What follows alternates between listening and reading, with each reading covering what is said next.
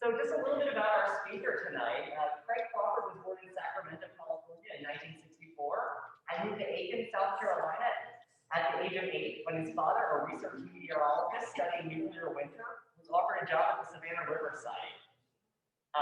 The arrival, he says, made a lasting impression, observing Southern culture and grappling with how to interpret the brutal histories of race relations, poverty, and religion. Crawford attended Young Harris College in Georgia before receiving his BFA at the University of South Carolina. And in 1989, Crawford began a painting conservation apprenticeship with Olin Conservation in Washington, D.C. Returning to South Carolina in 1999, he opened his own practice, Crawford Conservation Incorporated, where he primarily treats paintings for museums, private collections, and universities. Between 1990 and 2008, Crawford received numerous solo shows in commercial galleries in Charleston, Charlotte, and at St. Simons, Georgia, where he was able to exhibit his own original works. During the 2008 recession and upon the closing of many art galleries, Crawford's focus began to shift, preferring to paint his surroundings in rural South Carolina.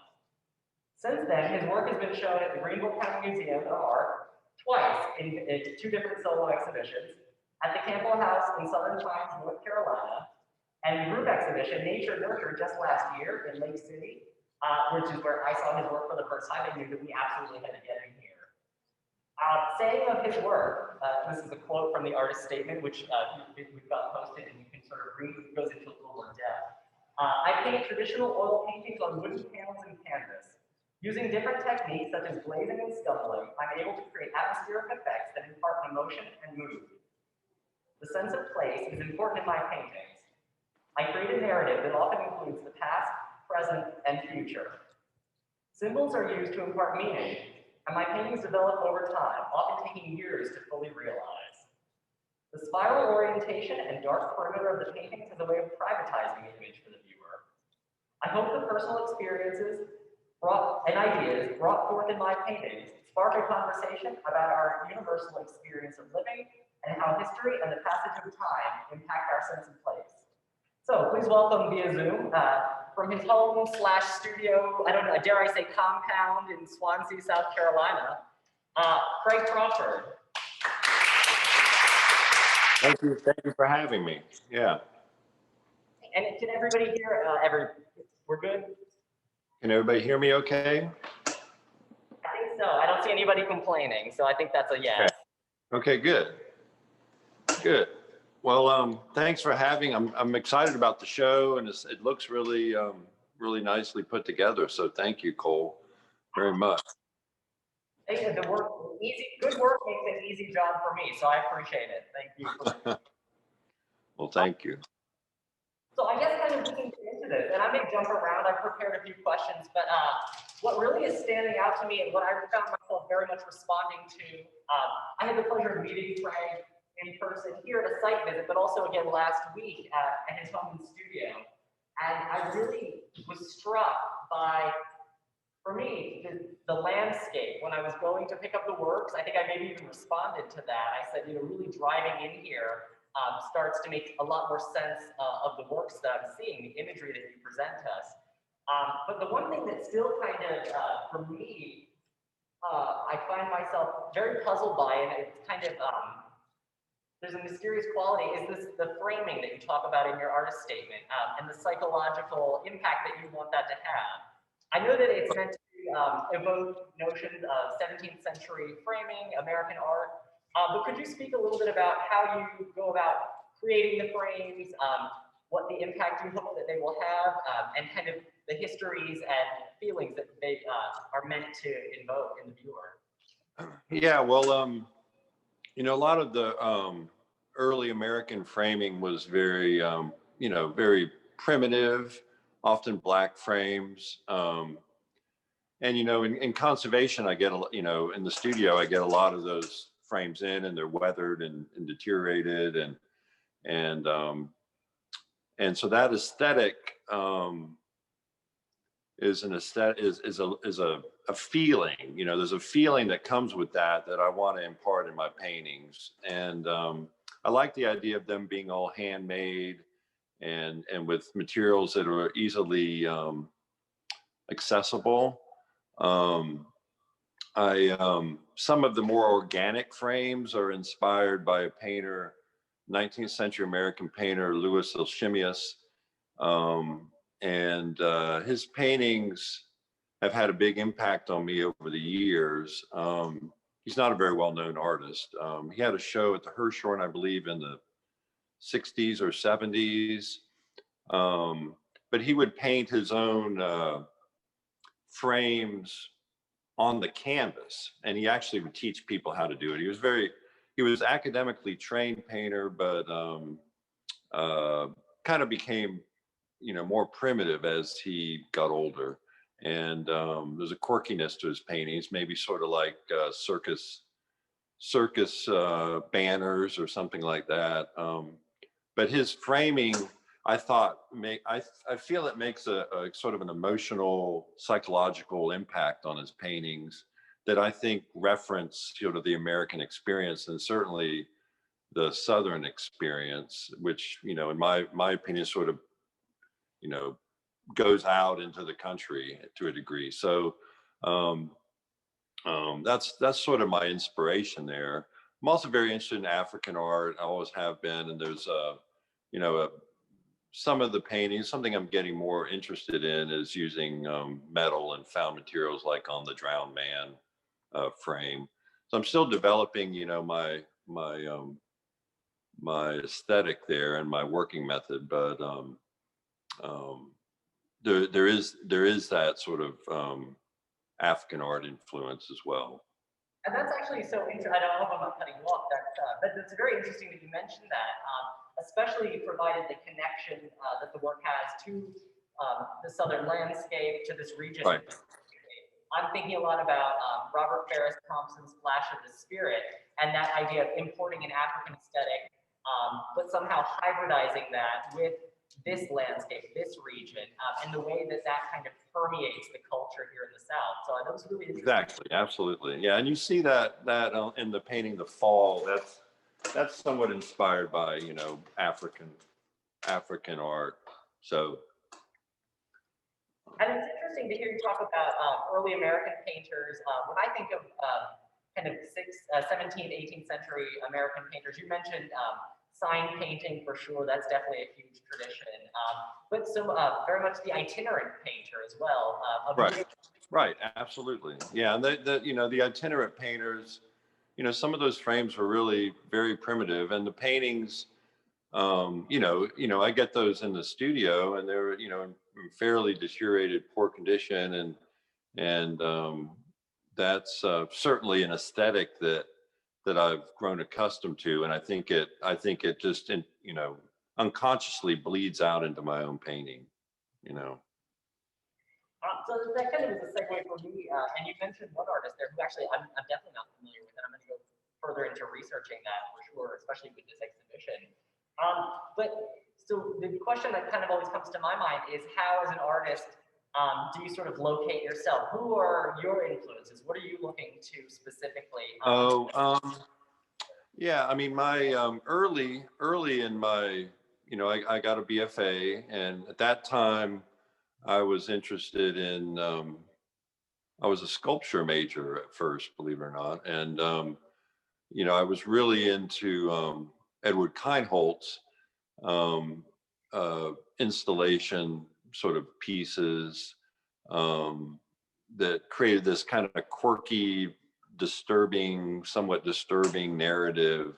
So I was really interested in them. I still look at him. And then as I got into, got older, I was really interested in the luminous painters, American luminous painters, like Fritz Hugh Lane and Sanford Gifford, and mostly because of the quality of light. That's something I'm very interested in my paintings, and so that that was a lot of those painters were part of the Western expansion, like Bierstadt and Church, and so they've all had an influence on me. Probably now. I've also, some of the Russian painters I've been interested in, like Ilyan Repin and he's probably the main one. I like the 19th century Russian painters because they painted a lot of narratives that you don't really see in American painting. You know, they were, you know, more graphic and more depicted, you know, the struggles of life that you don't always see in American painting.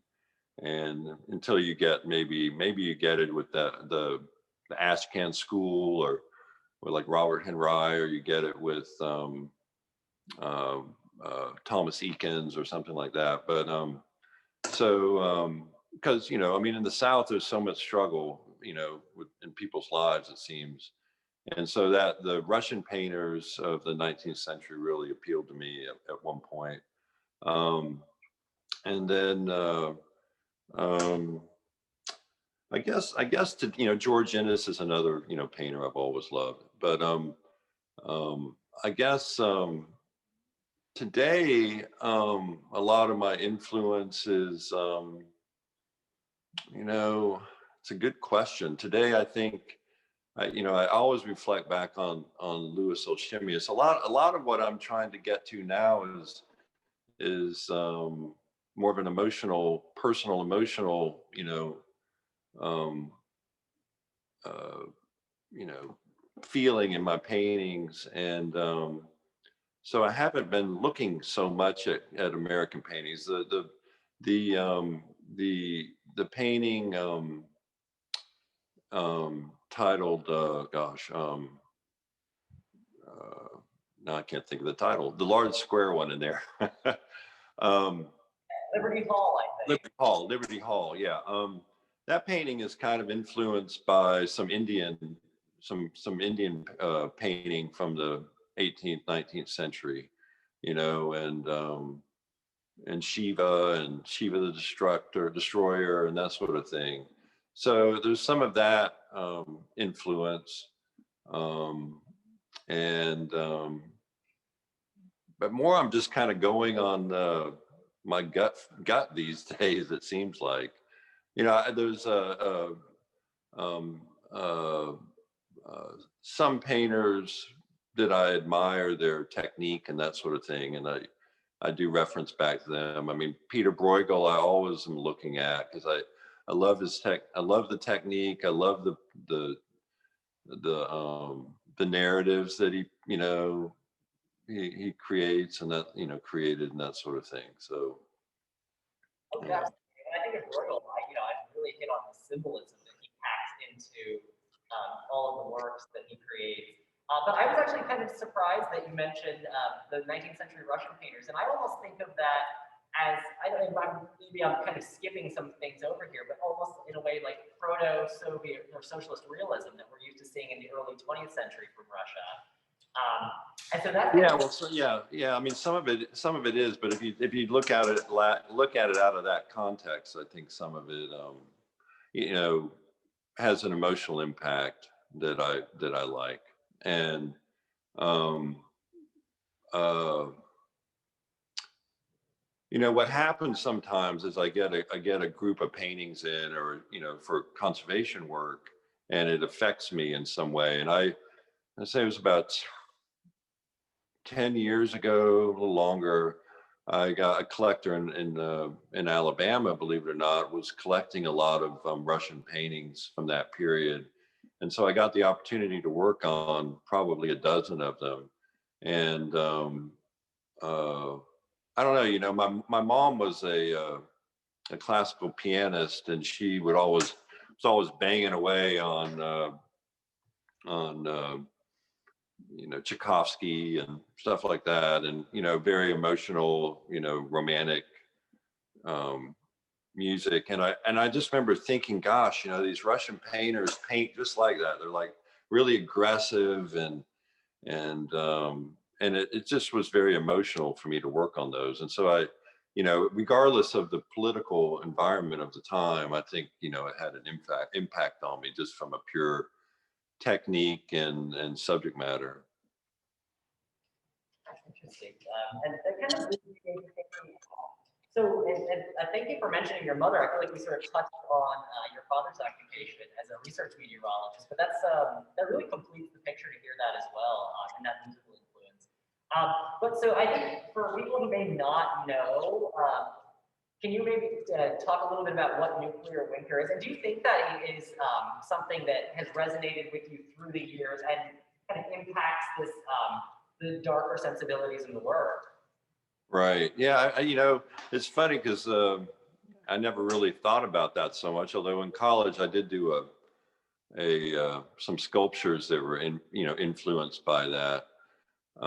Yeah, my dad was a PhD meteorologist, and he worked at the Lawrence Livermore Laboratory in California, and he was very much a naturalist, loved nature, loved being in the woods, and built a cabin in the Sierra Mountains that we always went to as a kid. And then he got, an opportunity, it's my understanding, an opportunity to move us to South Carolina and start a lab at the Savannah River site. And this was in '72. And so, I think that, at that time it seemed like there was this kind of ominous feeling all the time that we could, head into nuclear war. At least I felt that at the time. And so, and then what he did, he wasn't allowed to talk much about what he did. So, but he did work on Chernobyl. He went to Brussels and studied how nuclear fallout from it, from the fallout from the reactor melting down, and how that fallout is spread around with weather patterns. And so, that's sort of what he studied, with lots of computer models. When I was a kid, we always had computer cards, those early computers that I would draw on, or computer paper. And so it was just always something, in my part of my life, the whole nuclear uh, anxiety when I was growing up, I guess. And then, but moving to South Carolina, where I went to school in California was fairly modern, really. I mean, every class, I think pretty much every classroom was a separate building. We walked between the buildings and everything. And we moved to South Carolina, and my school was a 19th century brick building with steeples on top, and kids were getting what was called a mule killing, which was getting whipped with a leather strap. It was just such an incredible change for me, and I think in some ways maybe that's imparted on my aesthetic, but uh, possibly it has. Yeah. You can't see it under my map. My map is absolutely agape. That was so that just hearing the whip and the 19th century building. So, and I always think, and I think a lot of people here in the audience may be able to relate to those feelings. The Cold War very much inspired that sort of fear in generations of people. And so I kind of, in my mind, conceive of that nuclear apocalypse and then pit it backwards to almost a Southern Gothic aesthetic, and sort of understanding that as really, and again, we're kind of tapping into the title here. It's the culture or the aesthetic that emerged in the wake of the Civil War. This idea of a ruined society. Sort of slavery is over, they lost the war, and Reconstruction. However that went. Sort of varying opinions on that.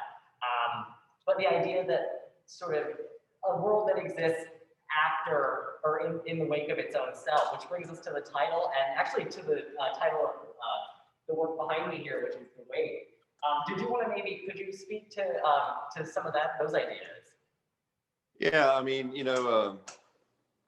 I think that's, obviously for me, being from California, even though I moved here when I was 8 years old, I think that, I've always been a bit of a voyeur, and and just sort of observing the culture, and there's a lot of things I love about the culture, and I love the landscape. I grew up in the woods. My parents were avid backpackers, so I backpacked, on the Appalachian Trail and just all over, places. And now I live in the middle of the woods, basically. And but so that keeps me, excited about the South and the people, and I love the people here. But there is, you know, there is this sort of underlying current of history here that is very still prevalent in people's lives, and I want to show that and show how that like affect how I process it is through painting, and so it's very personal. And it may be something that a viewer gets something from, but how I process things is by putting these images together, these elements together, and how they then help me understand, the culture that I live in, and so a lot of the imagery of the wake comes from thinking about the past and slavery and lynchings and that sort of thing, and thought about that for years, in trees in the South that were used for lynching that are still growing today. It's always been something that's bothered me and thought about, and so I was out, when I drive around the country here, there's so many things I see that are just fodder for new narrative paintings. But I was driving by a house near here that looks about like what is in that painting. It's probably a little worse. But and there was a scenario, a domestic scenario going on outside that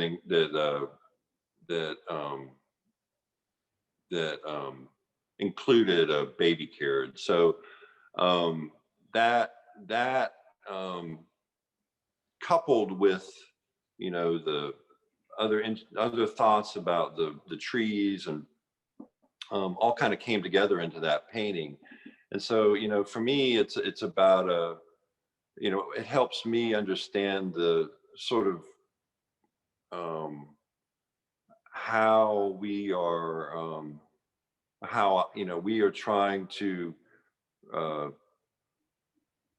uh, work through these issues, and how in some ways it's like a curse on our country and on our culture. And so that's sort of what that painting's about. It's about the for me the baby carriage represents the future or future children, and it's a very dark painting, obviously, but it was a very very dark thing I was experiencing at the time. Yeah. Oh, absolutely. And I think, when you talk about coming from California and being an outsider, person being coming from Florida, you're also being very struck by the proximity to history that you experience in this region. That's something, and just grappling with the history that we know, that we've been taught, and the reality of the situation here in the culture, in these spaces. I'm immediately struck by your words and thinking about the space in which this work is hanging. This is a former high school in the 30s. It was went through integration, and especially there's even people in the audience tonight who attended school in the room, that the works are hanging in right now. Hey, Cole, can you come a little closer? I'm having a little hard. There you go. There you go. I'm just talking about that, the connection to history, the layers, even in this space, formerly being a high school that went through integration, and even some of our audience members attended school even in this building, in this room. Right. So I think that, that really is probably something that resonates, certainly with our audience, and definitely here in Sumter for sure. Right. And so I guess, what I really am curious about too, that we haven't maybe touched on as much, is how do you navigate the space between, you have mentioned that you've always kind of been a painter or an artist and always been working. But that balance between the conservation work that you do and the personal creative practice, how do you maybe navigate that, reconcile that, or maybe just find Right. Right. Yeah. Well, to be honest, conservation takes up most of my time. It seems like uh, there have been times where I tried to paint in the morning and then did conservation, work the rest of the day and into the evening. Working in a studio at home, you can, work and cook dinner at the same time sometimes, and so I it's a challenging balance. A lot. I don't put out a lot of paintings. You know, um, uh, Usually when I paint really fast, and then I let it dry, and then I do washes and glazes and rework. So they don't always take as much time as you would think. You know, um, and uh, Conservation work is so detailed oriented, and and it's you have to be hyper focused when you're working on paintings for treatment, whereas in painting for me is just a very uh, aggressive, kind of fast, loose kind of approach, and it's actually somewhat cathartic, I guess, because I spend so much time just little tiny brush, in painting little pieces, little areas of damage, or cleaning paintings with little cotton swabs under magnification, and painting is just kind of this, loosens it all up for me. It's probably somewhat cathartic, even though the subject matter seems dark. For me, it keeps me pretty upbeat. I'm a pretty upbeat person, surprisingly. So, and but it is a challenge. But there's always, what I love about the balance, I guess, is that I can enjoy looking at paintings, and discovering paintings in my studio from a conservation perspective. It's almost like going to a museum or something all day, and then coming back to your studio and painting some. So I have to be careful, because sometimes painting, like I said, paintings in the studio can throw me off, you know, with my own painting. I can totally shift. I have to be careful, because I can totally shift my approach to painting because of some painting I love that came in the studio. So but I mean, that's how it is. If you're going to museums all the time and looking at paintings. But so it is a delicate balance, but I've gotten used to it over the years now. It's been 30 years in conservation now. And you mentioned too that you don't complete very many paintings, although I believe it was 11 new paintings for this show. Is that right? What was that? You said you don't often complete very many paintings, but I believe it was 11 new paintings for this show. Yeah, there's 11 new paintings, but I've worked on them over the last year or so, and there's a lot of the new ones are smaller ones, except for Liberty Hall and Spirit House. Yeah, but Liberty Hall is it's one of these things where you know um, I had like a couple days during the lockdown, during the pandemic, the ongoing pandemic, and I just really like got a lot done on it. I mean, um, and sometimes that's how it is, I'm just motivated, and I just go in this, go into the studio and just, you know, get paint on the canvas. I mean, that's always the hard part, is getting started. But after a while, as the painting goes on, it sort of tells you what to do, and you just are kind of on autopilot, and it can be, you know, it can be fast, you know, And, and oh, sorry. so, so I mean, a lot of the smaller paintings, I have a studio in New Orleans too, that I try to spend about 10 days a month down there at that studio to get out of the country. And I love the culture there and the music, and from a conservation perspective, it's interesting to me because a lot of the painters that painted in New Orleans are different than who painted on the East Coast during the 18th, 19th century. So that's exciting in itself. But a lot of times I don't necessarily have much conservation work to do down there, and so um, you know if I'm going to be down there for 10 days, I can work some there too. So on the small paintings. So some of them were worked on there, and then some of them were worked. I don't generally paint plein air, but the two paintings, Sand Hills and Swansea. Those two paintings were started plein air on my property here, and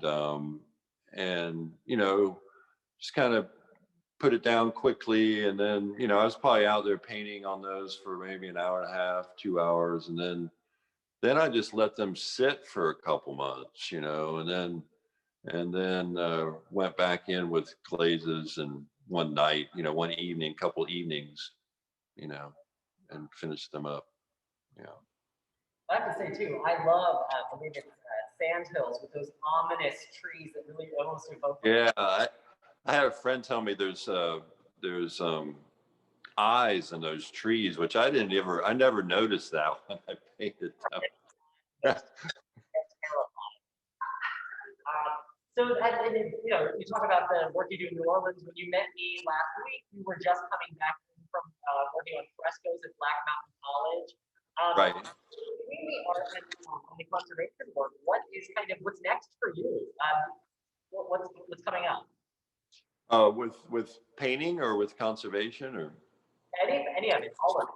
Well, I mean, I've got new ideas for some big paintings I'm excited about. And then as far as conservation work, it's just more easel paintings in the studio.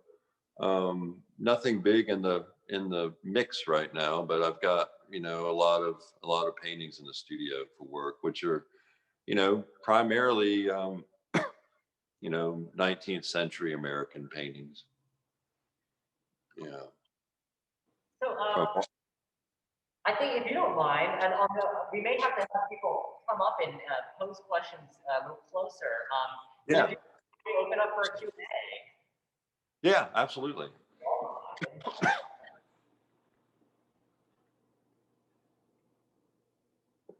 Oh, don't be shy. Yes. Oh, come on up. If you can't hear me from like this far. Can you see us? Oh yeah. Just look right in there. Hello. So I'm looking at this painting, which is a lynching, I suppose it's called The Wake. Right. Uh-huh. What is that a fireball? What is the? Well, it's that is a baby carriage that's on fire, and just surrounding it is a ball of fire. But the ball of fire is supposed to be more metaphorical and not literal. It's more symbolic. I think just to elaborate on that, I know it's symbolic here in the painting, but this is referencing a real scene that you kind of encountered driving. Is that right? Correct. Yeah, partially based on that. Yeah. Yeah. Yeah.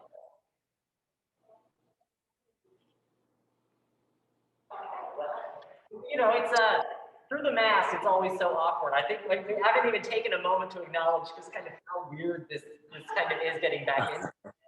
And you're the very fortunate one tonight that did not need to appear with a mask, which I think probably is a benefit for all of us. Right, I know. I'm living in one too these days, it seems. Yeah. Yeah. Oh, yeah, just come up. It's a little more audience participation than we usually require.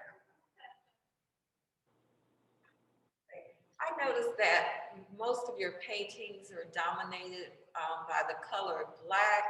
Are there any particular emotions that you express with that?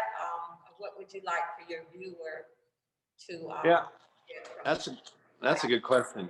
I think, there's a couple things I think that makes me think of, and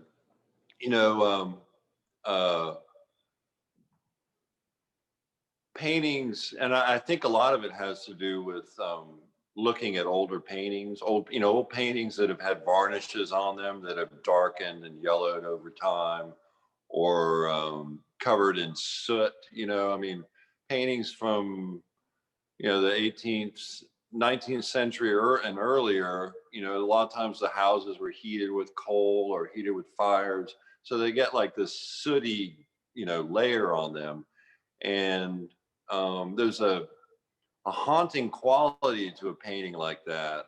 I see them when they come in the studio, obviously for treatment, for cleaning, and there's an aesthetic that I sometimes I'm in the studio and I'm surrounded by portraits of people that have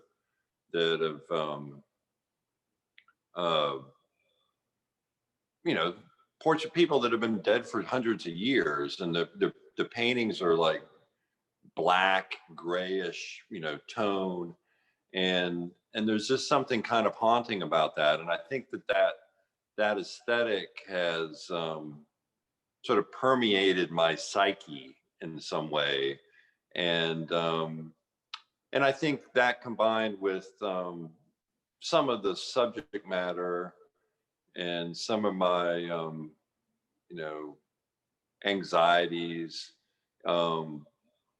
they kind of work together, I think, in that sense.